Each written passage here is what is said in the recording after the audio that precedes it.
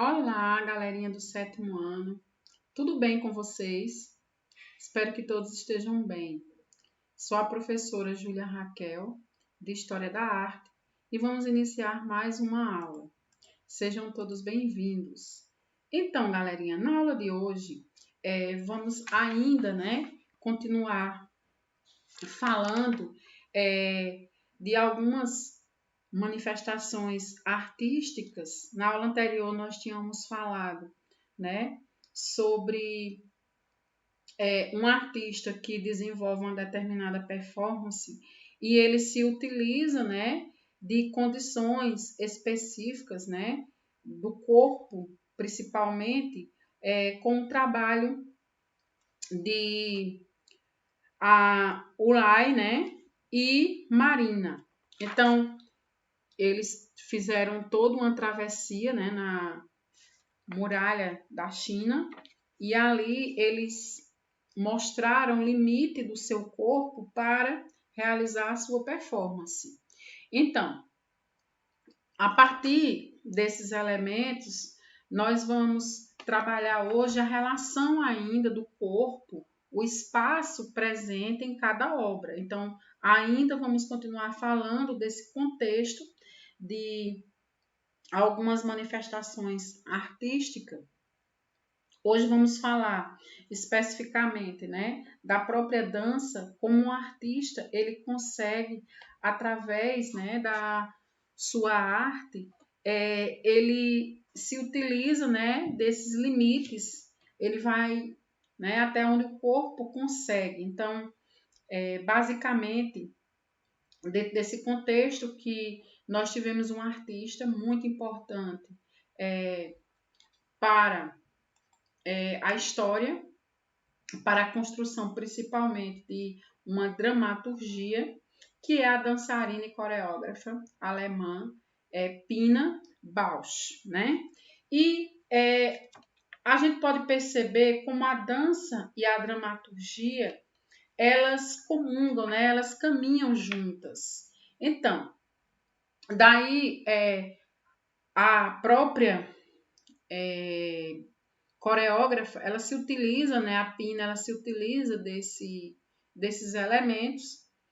E aí, o que a gente pode falar sobre essa construção da dramaturgia? O que é uma dramaturgia?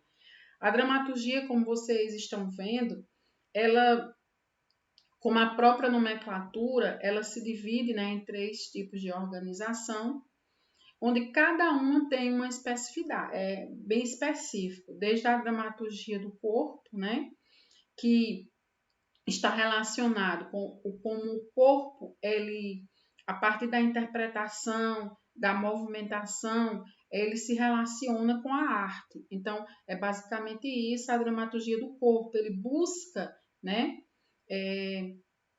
se organizar dentro dessas formas como o corpo lida com a arte. Já a dramaturgia do espaço, ela busca, o artista, ele busca exatamente esse espaço no qual a obra dele, ela será criada, ela se compõe. Então, a partir desses elementos, nós vamos ter aí toda uma relação entre corpo, como esses corpos, eles interpretam no espaço. Já a dramaturgia ficcional, ela está mais voltada, para uma organização do corpo e do espaço, porém, ela tanto utiliza a intenção de estabelecer uma narrativa.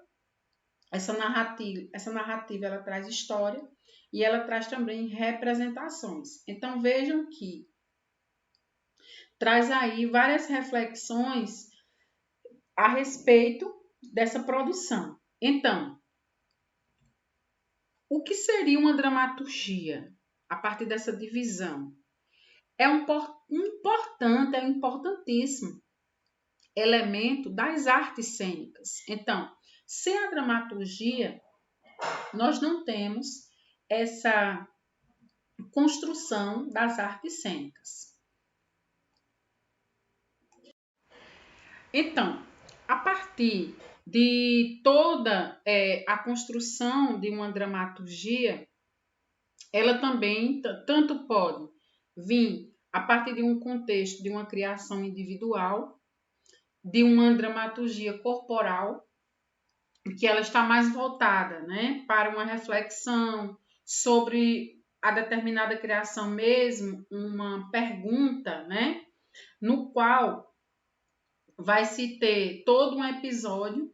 Já na criação coletiva de uma dramaturgia espacial, pode-se perceber que essas criações elas são elaboradas a partir de etapas.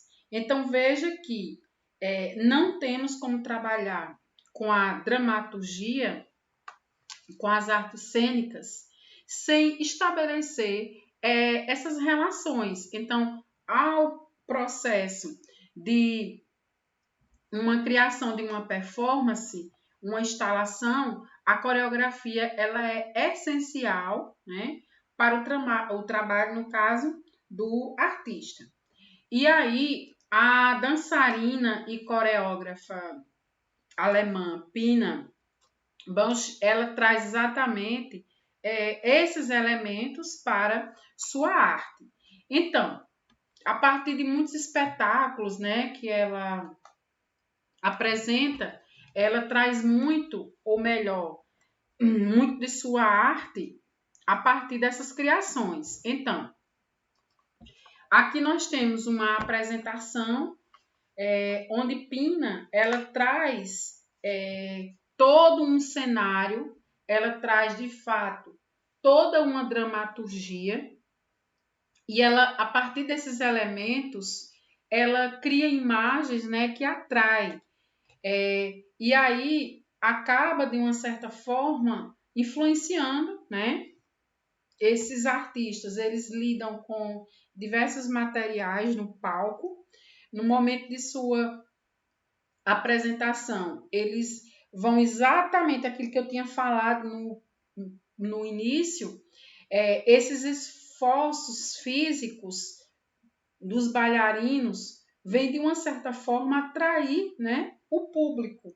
E aí a Pina, ao utilizar esses elementos para os bailarinos, ela acaba fazendo com que esses bailarinos eles lidem, né, com limites do seu corpo de uma forma extremamente importante para compor a sua obra. Então, é interessante falarmos um pouco sobre a Pina, né, que ela tem aí toda uma história, né, um trabalho voltado para diversos públicos, né? Ela já trabalhou também aqui no Brasil, ela desenvolveu alguns trabalhos aqui no Brasil e ela acaba se tornando uma clássica, né, a partir dessas influências e dessas criações. Pina também procura trabalhar com peças, né, e acervos virtuais, como bibliotecas, né, em universidades. Então, tudo aquilo que vem compor as artes cênicas faz parte do trabalho de Pina. Então, ao lidar com esses materiais no palco, como vocês estão bem vendo, a gente tem aí 2 espetáculos, né, de interpretação. A primeira é Cravos, em tradução livre, né? A segunda, Lua Cheia, que também é a tradução. Pina ela traz aí 2 interpretações que marca de fato essas questões onde ela traz toda uma comunicação, né, com o público ao usar aquilo que para o trabalho dela é de fundamental importância, que são os limites do corpo de cada artista para eles poderem o quê? Se comunicar com o público e a partir dessas questões a Pina ela atrai o público, né? De uma forma onde muitas vezes eles conseguem através de roupas, né?